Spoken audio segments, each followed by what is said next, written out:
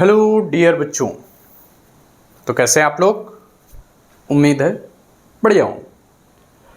चलो भाई, तो लेक्चर को आगे कंटिन्यू करते हैं। ठीक है, लास्ट लेक्चर में हम लोगों ने पढ़ा था भाई कि इक्विपोटेंशियल सरफेस क्या होता है और इसको कैसे ड्रॉ करते हैं। यहाँ तक डिस्कशन हो चुका था। ठीक है, तो डिस्कशन को आगे कंटिन्यू करते हैं। ठीक है, अब टॉपिक है इलेक्ट्रोस्टैटिक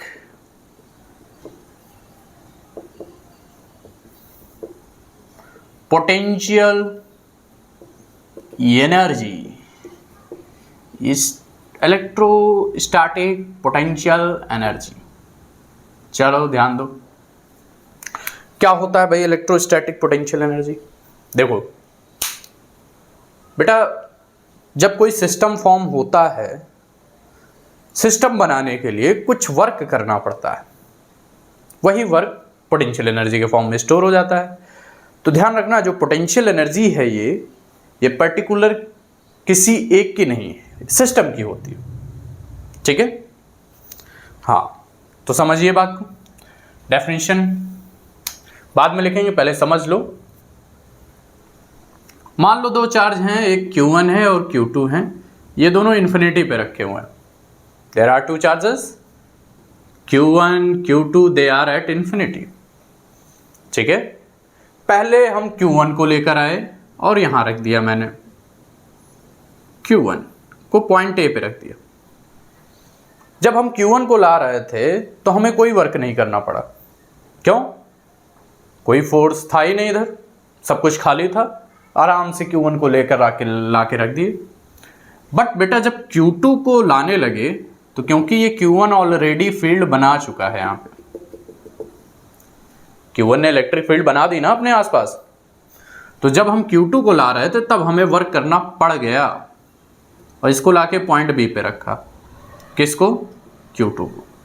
और मान लेते हैं ये गैप कितना है, R। हाँ, तो यही है बेटा डेफिनेशन इसकी।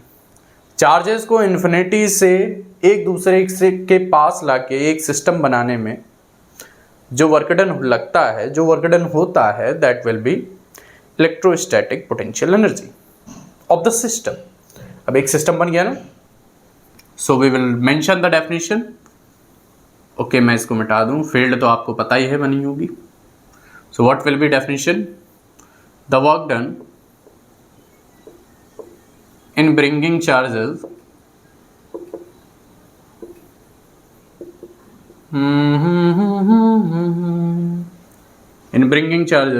from infinity to close each other to form a system called electrostatic potential energy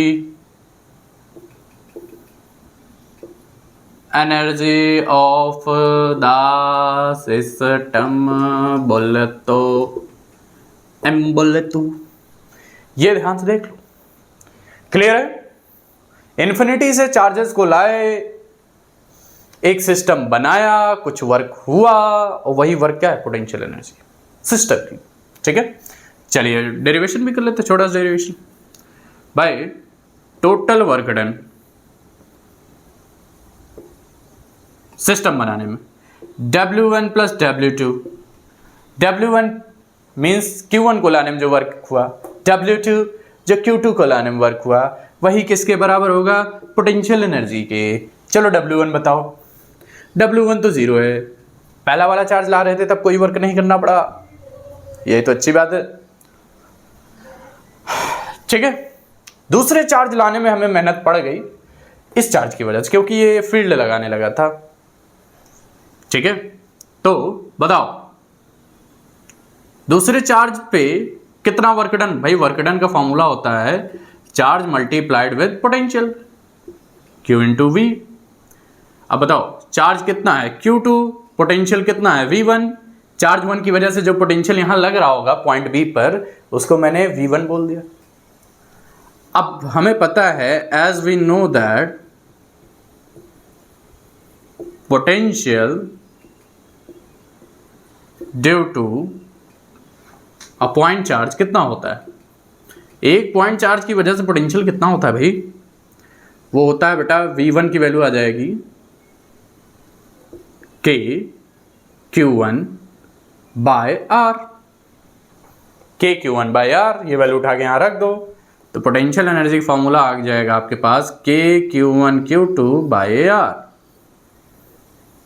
equation star, या अगर आपको K की वैल्यू रखनी रख दो, 1/4 pi epsilon naught Q1 Q2 by R। ये है भाई, ठीक है।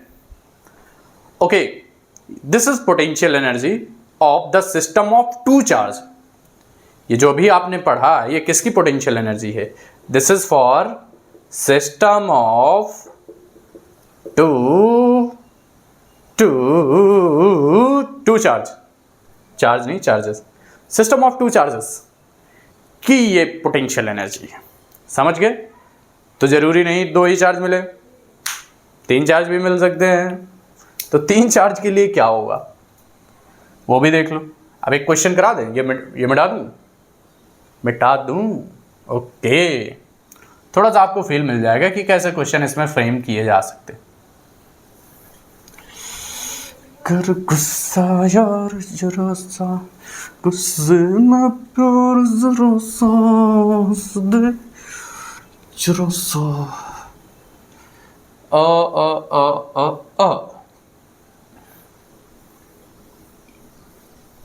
अच्छा, एक नोट करने वाली बात है, क्या है वो है potential energy of system of 3 charges. अगर मान लो 3 चार्ज हो, यहां Q1 है, Q2 है, Q3, 3 चार्ज का सिस्टम है। ये डिस्टेंस R12 मान लेते हैं, 1 और 2 के बीच की डिस्टेंस है। इसको R13 मान लेते हैं, इसको R23 मान लेते हैं। कोई समस्या है आपको इस बात से? समस्या नहीं होनी चाहिए, बहुत मारूंगा, समझ लेना।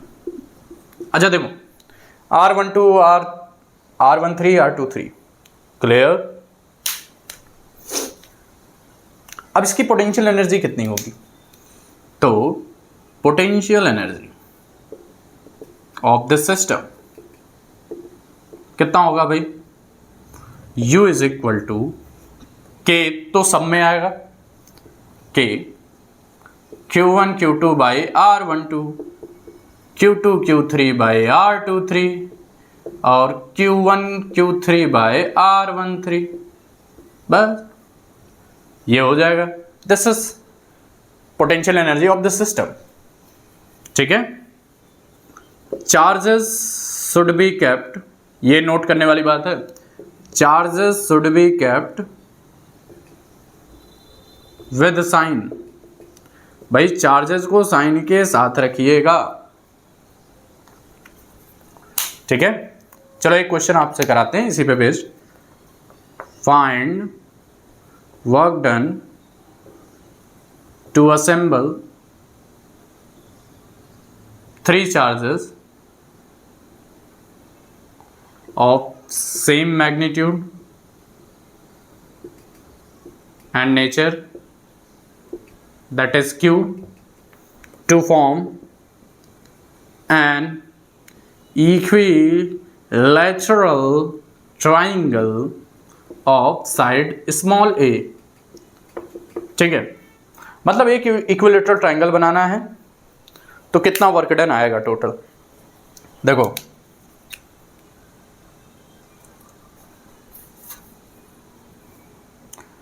देखो आपकी 3 charge Q1 Q2 Q3 basic समझ लो, इन्फिनिटी पे हैं तीनों के तीनों चार्ज। Q1 Q2 Q3 नहीं होगा भाई, तीनों सिमिलर है ना, ये तीनों इन्फिनिटी पे है। चलो, पहला चार्ज ले आए बड़ी आसानी से, पॉइंट ए पे रख दिया Q, कोई वर्क करना पड़ा नहीं। दूसरा चार्ज लाए यहां रखे, ठीक है, Q, ठीक है, कुछ वर्क करना पड़ा जी हाँ। कितना वर्क करना पड़ा? W2 है वो, W1 तो हमें पता है ना, W1 कितना हो गया 0, W2 कितना हो गया? इस पॉइंट पे इसकी वजह से पोटेंशियल लगा होगा ना, तो वो अभी मैंने आपको समझाया था Q1 Q2 तो सेम है ना, तो KQ² A, ये साइड A है ना, Q1 Q2 A, दो चार्ज के सिस्टम की यही तो पोटेंशियल एनर्जी। ये W2 हो गया। अब W3 निकाल लो बेटा। W3 का मतलब क्या है? ये एक तीसरा पॉइंट C पे चार्ज क्यों लाएंगे? अब ध्यान दो, जब Q पॉइंट C पे रखेंगे ना चार्ज को, तो इन दोनों का पोटेंशियल नहीं लगेगा इसके ऊपर, कह दो नहीं लगेगा। तो पहले तुम्हें पोटेंशियल एट C पता होना चाहिए। तो C पे पोटेंशियल किसके बराबर होगा? इन दोनों का पोटेंशियल इस पे ऐड होगा। मींस ये भी डिस्टेंस कितना है A। बेटा इस चार्ज से ये भी A डिस्टेंस पे है, इस चार्ज से A डिस्टेंस पे, इस वाले चार्ज से भी A डिस्टेंस पे, तो ट्वाइस नहीं हो जाएगा। तो 2KQ/A इतना पोटेंशियल लग रहा होगा, ठीक है। तो बताओ वर्क डन कितना हो गया? K 2 कर दो, ट्वाइस कर दो, 2KQ²/A, ठीक है। तीनों को ऐड कर दो तो तुम्हें नहीं लगता ये 3 हो जाएगा KQ²/A, ठीक है। यही वर्क डन आया। अब हम लोग क्या अपने फॉर्मूले से कर सकते थे? इसको करके देख लो। U = K बाहर किया, Q1 Q2 मतलब Q²/A प्लस इन दोनों का मल्टीप्लाई Q²/A, इन दोनों मल्टीप्लाई Q²/A। लो बोलो जय श्री राम, 3KQ² हो गया आंसर। चाहे इस फॉर्मूले से कर लो, चाहे ये तरीका अपना लो कि वर्क डन हम निकाल लें, ठीक है। तो ध्यान दीजिएगा। और हाँ, अगर कोई चार्ज नेगेटिव है तो बेटा साइन के साथ रखना है आपको, ये नहीं कि सब पॉजिटिव पॉजिटिव रखते चले जा रहे हो। अगर चार्ज नेगेटिव है तो उसके साइन के साथ रखिएगा वैल्यूज। चलिए मिटा दूं, ये क्लियर है? ओके चलो, एक क्वेश्चन आपका होमवर्क है। एक स्क्वायर के चारों कॉर्नर पे 4 चार्ज असेंबल करने में कितना वर्क डन करना पड़ेगा, ये आप करेंगे, ठीक है। आता है ऐसा क्वेश्चन एग्जाम में, ठीक है, ज्यादा स्मार्ट ना बनो। मिटा दूं?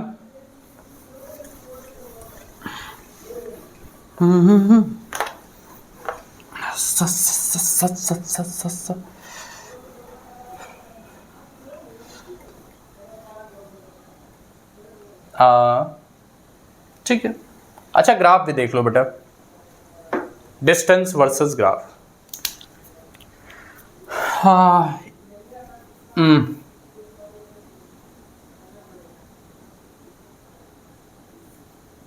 पोटेंशियल वर्सेस आर, ग्राफ है पोटेंशियल वर्सेस डिस्टेंस। मान लो ये ऐसा है, ये इधर आर ले लेते हैं, इधर पोटेंशियल ले लेते हैं। तो बेटा पोटेंशियल आपको पता है कि KQ1 Q2/R, मतलब U का R से क्या रिलेशन है ये तो पता है ना, इनवर्सली प्रोपोर्शनल है, तो ग्राफ हाइपरबोलिक होगा, ठीक है। और एक बात, if Q1 Q2 is greater than 0, ठीक है, अगर Q1 Q2 ग्रेटर देन 0 हुए, मींस पॉजिटिव पॉजिटिव और नेगेटिव नेगेटिव, तो क्या होगा? रिपल्सन होगा।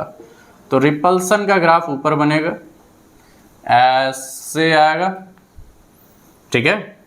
और if Q1 Q2 is less than 0 तो अट्रैक्शन होगा, अट्रैक्शन का ग्राफ ऐसे आएगा, अरे सही से बन जा, बन जा बन जा बन जा ग्राफ, बन जा ग्राफ, बन जा ग्राफ। ठीक है, ये ऐसा ग्राफ बनता है। ये अट्रैक्शन को रिप्रेजेंट करता है नीचे वाला ग्राफ, ऊपर वाला रिपल्सन को। Q1 Q2 का प्रोडक्ट 0 से बड़ा होने का क्या मतलब है? दोनों चार्ज कैसे हैं? पॉजिटिव के हैं। और Q1 Q2 लेस देन 0 का क्या मतलब है? एक पॉजिटिव एक नेगेटिव, एक पॉजिटिव एक नेगेटिव। ठीक है, हाँ वेरी गुड। तो ये ग्राफ आ जाता है ड्रॉ करने के लिए।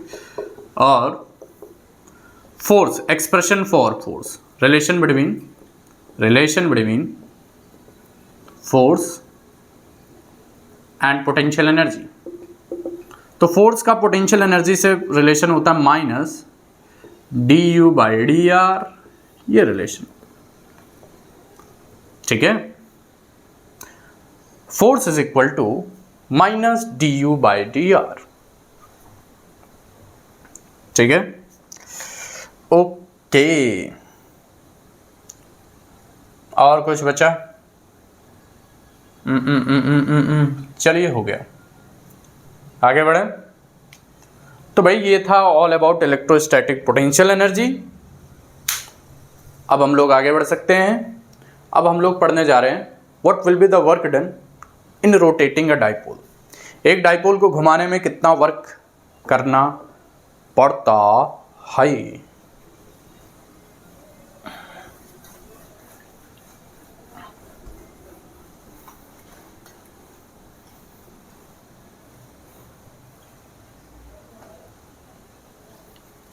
work done in rotating a dipole in a uniform electric field।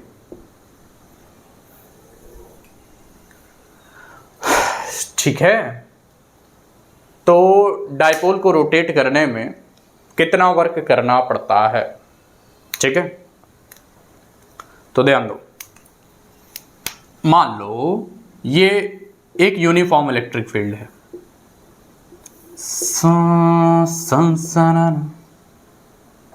ठीक है,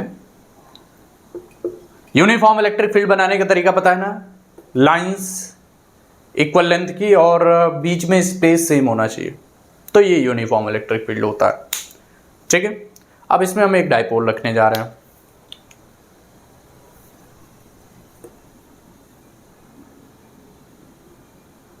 -q + q, ये p वेक्टर की डायरेक्शन हो गई डाइपोल मोमेंट की। चलो ठीक है, अब वर्क डन हमें बताना है इसको रोटेट करने में। तो बेटा अगर आपको इसको रोटेट करने में वर्क डन बताना है तो अच्छा, रोटेट करेगा कौन? ये ऑलरेडी तुम पढ़ चुके हो, रोटेट करने का काम इसको कौन रोटेट करेगा? टॉर्क रोटेट करता है ना? तो अगर हमें इसको वर्क डन हमें निकालना है तो पहले हम थोड़ा सा घुमा के चेक करेंगे इसको कि कितना वर्क करना पड़ रहा है, और कितना घुमाएंगे। लेट्स से डी थीटा घुमाया तो कितना वर्क करना पड़ा, फिर टोटल कर देंगे। सो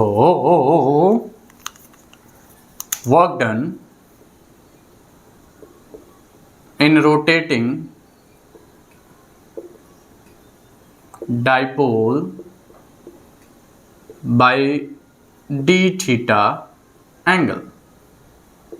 तो बताओ कितना वर्क करना पड़ा डी थीटा घुमाने में? तो वो वर्क होगा dw, छोटा वर्क, और घुमाएगा कौन? टॉर्क घुमाएगा टाउ डी थीटा। कोई समस्या इस स्टेप में? एज वी नो दैट, हमें पता है कि टॉर्क कितना लगता है। Torque acting on dipole. बताओ भाई, क्यों मिस्टर? डाइपोल पे कितना टॉर्क लगता है? तो आप कहेंगे सर डाइपोल पे लगता है PE sin थीटा। यही तो लगता है ना, वैल्यू पुट कर दो। सो dw will become PE sin theta d theta. कितना आया? Now total work done in a rotating dipole from θ1 to θ2। इसको θ1 से θ2 अगर घुमाएंगे तो कितना वर्क डन होगा? तो W is equal to integration θ1 से θ2 PE sin θ dθ। बेटा जो चीजें कांस्टेंट हैं, ये जो घुमाना उमाना जो भी प्रोसेस चल रहा है, जो चीजें नहीं बदल रही हैं उनको बाहर करो। कौन नहीं बदल रहा? बेटा ये जब घूम रहा होगा तो सिर्फ एंगल ही तो चेंज हो रहा होगा घूमने से, ठीक है? क्या डाइपोल मोमेंट चेंज हो रहा होगा? जी नहीं। डाइपोल मोमेंट किस पे डिपेंड करता है? दो चार्ज और इनके बीच का गैप, वो थोड़ी चेंज हो जाएगा घूमने से। Electric field, uniform electric field, वो भी चेंज नहीं हो रही। सारा दारोमदार साइन थीटा पे है, तो साइन थीटा अंदर रखो, बाकी सब बाहर। पी बाहर हो गया, θ1 θ2 साइन थीटा डी थीटा, इसका इंटीग्रेशन करिए। P is equal to sine theta का इंटीग्रेशन माइनस कॉस थीटा है। याद वाद नहीं रहता तुम लोगों को, बहुत मार खाओगे। कॉस थीटा, लिमिट लगा दो θ1 से, लिमिट θ1 से θ2। लिमिट कैसे ब्रेक की जाती है? Upper limit minus lower limit. तो PE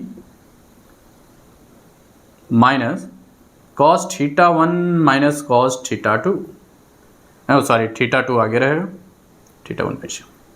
इस माइनस को अगर आप अंदर भेज दें तो PE कॉस θ1 आगे हो जाएगा, कॉस θ2 पीछे हो जाएगा। ये वर्क डन का फॉर्मूला आ गया। W इज इक्वल टू, इसको डब्बे में बंद कर देते हैं भाई, इंपॉर्टेंट फॉर्मूला है। ये W आ गया, ठीक है। अच्छा, इसी डाइपोल को अगर इक्विलिब्रियम से घुमाया जाए, इधर मैं कर देता हूं। Now work done in rotating dipole from equilibrium. Equilibrium से अगर हम घुमा रहे हैं मतलब θ1 के प्लेस पे 0 डिग्री हो जाएगा और θ2 के प्लेस पे theta is equal to theta. तो बताओ, θ1 के प्लेस पे 0 रख दो और θ2 के प्लेस पे थीटा, तो तुम्हें नहीं लगता W का ये फॉर्मूला आएगा? PE 1 minus cos theta. ये डायरेक्ट फॉर्मूला है इक्विलिब्रियम से घुमाने का। Equation star. उफ, क्लियर हो गया? एक छोटा सा डेरिवेशन है, इंपॉर्टेंट है, एग्जाम में आता भी है। भेजे में गया ना? चलो आगे बढ़ते हैं। दूसरा derivation, that will B last for this class. He nurse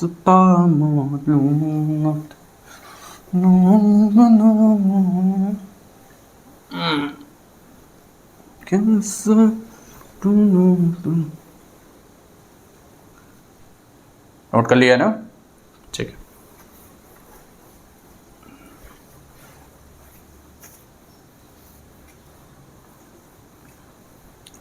okay, सो अब बात करते हैं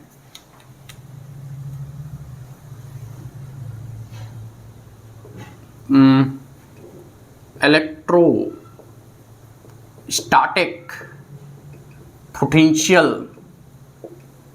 energy of dipole in a uniform electric field।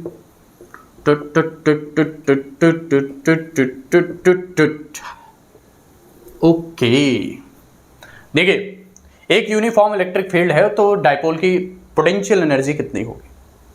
देखो भाई, पहले तो यूनिफॉर्म इलेक्ट्रिक फील्ड बना लो, ठीक है। ये है यूनिफॉर्म इलेक्ट्रिक फील्ड, ये है आम जिंदगी। चलो बढ़ते हैं मेंटोस जिंदगी की तरफ।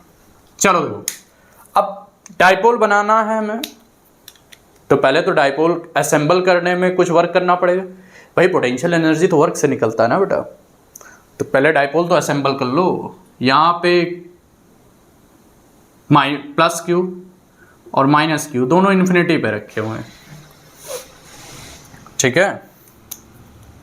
अच्छा ये बताओ, इन दोनों को मैं जब यहां पर लाया पॉइंट बी पर, दोनों को, प्लस क्यू को और माइनस क्यू को, तो जानते हो वर्क कितना करना पड़ा? प्लस क्यू को लाया तो प्लस डब्ल्यू करना पड़ा, माइनस क्यू को लाया तो माइनस डब्ल्यू करना पड़ा, तो टोटल वर्क डन कितना हो गया? 0। तो मतलब इन दोनों को सेम लोकेशन में अगर आप लाते हैं तो वर्क डन 0 हो जाएगा टोटल सिस्टम का, ठीक है। तो मतलब कोई एनर्जी नहीं। बट क्या डाइपोल बन गया? दोनों चार्जेस अभी सिर्फ बी पे रखे हैं, तो डाइपोल तो अभी बना नहीं। तो अब हमें मेहनत करना स्टार्ट करना पड़ेगा। अब इस माइनस क्यू को आगे खिसकाना पड़ेगा। यहां से चलो माइनस क्यू को खिसका दिया और कहां ले आए? यहां पे ले आए पॉइंट ए पर माइनस क्यू को, और ये बीच का गैप कितना हो गया? 12। अब जो वर्क करना पड़ा ये पोटेंशियल एनर्जी के फॉर्म में स्टोर होगा, ठीक है। तो बताओ वर्क डन कितना हुआ? पहला वर्क डन है वर्क डन टू असेंबल या to form the dipole, to form electric dipole will be, कितना होगा बेटा वर्क डन? डाइपोल को बनाने में कितना वर्क डन करना पड़ा? तो उसको बोल देते हैं W, ठीक है। अच्छा वर्क डन कितना हुआ? वर्क डन कैसे फाइंड करते हैं? Force into displacement. बताओ जब इस चार्ज को मैं इधर ला रहा था तो इस पे फोर्स कितना लग रहा था? अरे इलेक्ट्रिक फील्ड कितना फोर्स लगा रहा होगा इस पे? माइनस क्यू ही लगा रहा था, ये फोर्स लग रहा है इस पे, ठीक है। तो फोर्स इनटू डिस्प्लेसमेंट कितना? यहां से यहां तक लाए 12 ना, तो फोर्स के प्लेस पे माइनस क्यू ही रख दिया इंटू 12, तो तुम्हें नहीं लगता ये 2QL इंटू ई हो गया? तो W आ गया माइनस PE, और इसको, इस चीज को बोलते हैं potential energy of dipole in equilibrium. तो इसका सिंबल होता है this work stored as potential energy in equilibrium. Equilibrium की पोटेंशियल एनर्जी है, इस वजह से इसका सिंबल होता है U थीटा, थीटा नहीं U0 sorry, U0 minus PE। ये पोटेंशियल एनर्जी है इक्विलिब्रियम में, ठीक है। इक्विलिब्रियम में ही तो रखा है बेटा, ये अभी घूम घाम थोड़ी रहा है। तो आपको अभी पता पढ़ाया है मैंने कि अगर मैं इसको हल्का सा हिला दूं, थोड़ा सा डिस्प्लेस कर दूं, तो ये घूमना स्टार्ट कर देगा, ये है ना। तो इसको घुमाने में भी कुछ वर्क डन हो जाएगा। If dipole is slightly rotated, then it start rotating due to torque. So work done will be work done in a rotating dipole from 0 degree to theta. बेटा 0 से थीटा मतलब इक्विलिब्रियम से theta angle घुमाने में work done कितना होता है?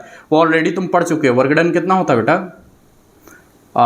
PE 1 minus cos theta होता है। अभी तो डेरिवेशन किया है इक्विलिब्रियम से घुमाने में, इतना ही तो वर्क डन होता है। और यही वर्क क्या होगा? ये भी एनर्जी के फॉर्म में स्टोर होगा, तो इसको U थीटा बोलते हैं। U मतलब पोटेंशियल एनर्जी, थीटा एंगल घुमाने में, तो ये हो जाएगा बेटा PE 1 minus cos theta. This is U theta, this is equation 1, this is equation 2। अब टोटल पोटेंशियल एनर्जी कितनी हो जाएगी भाई? ठीक है, टोटल पोटेंशियल एनर्जी बताओ अब कितना हो गया भाई? दोनों को ऐड कर दो। U total is equal to U0 plus U theta. U0 की वैल्यू बोलो भाई माइनस PE है ना, और U थीटा की पीई 1 माइनस कॉस थीटा। तो जब आप इसको सॉल्व करेंगे पी से पी कैंसिल हो जाएगा, minus PE cos theta. Okay, ये आ गई potential energy of dipole in uniform electric field, U is equal to minus PE sine theta. Case first, कुछ केस भी हैं रिलेटेड भाई इससे। If theta is 0 degree, theta 0 degree, condition कैसी हो जाएगी बेटा? स्टेबल इक्विलिब्रियम की कंडीशन होती। इक्विलिब्रियम कॉस 0 की वैल्यू 1 होती है, तो ये कितना आ जाएगा? Minus PE. अब बताओ case second, if theta is 180 degree, cos 180 की वैल्यू कितनी होती है? -1 होती है, तो u कितना आ जाएगा? प्लस पीई आ जाएगा।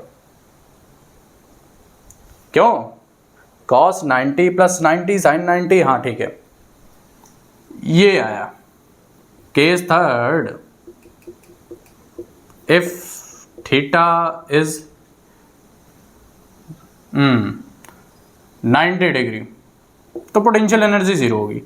अच्छा बताओ, इन तीनों केस में मिनिमम कहां पर है? क्या 0 मिनिमम एनर्जी है? PE? No no no no, minus PE, this is the minimum. और बेटा आपको पता होगा, जब एनर्जी मिनिमम होती है तभी कोई चीज स्टेबल होती है, इसी वजह से इसको स्टेबल इक्विलिब्रियम बोलते हैं। Because as you can see, energy is what? Minimum at this case. Okay, और ये दूसरा केस, ये भी इक्विलिब्रियम होता है, दूसरा केस, बट इसको क्या बोलते हैं? This is unstable equilibrium. जब थीटा 180 डिग्री होता है तो अनस्टेबल होता है, ठीक है? ये स्टेबल का था, ये अनस्टेबल, ये तो भाई पोटेंशियल एनर्जी 0 की कंडीशन, ठीक है? Okay,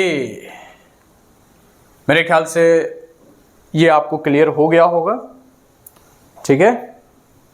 so that's it for this class, see you in the next lecture, okay?